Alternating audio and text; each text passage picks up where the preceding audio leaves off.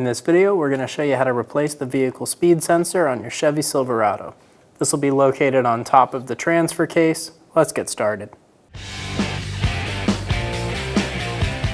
Looking up on top of the transfer case next to our shift motor, we're going to find our vehicle speed sensor.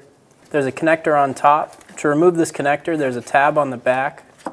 We're going to pull back and then up. That's the tab right there. You're going to pull back on that little lever and pull up. Using a 19mm wrench, we're going to remove the vehicle speed sensor.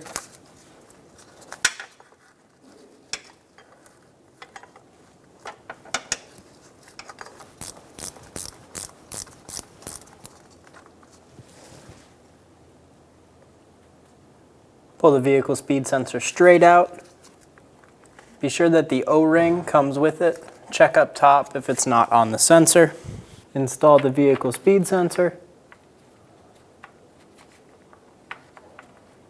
Get it started by hand.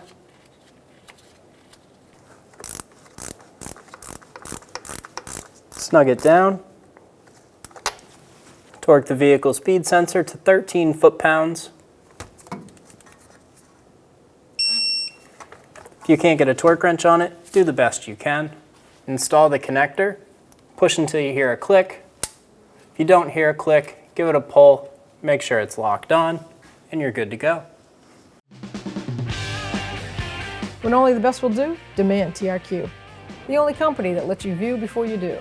TRQ is committed to offering the highest quality aftermarket auto parts that are engineered for peace of mind.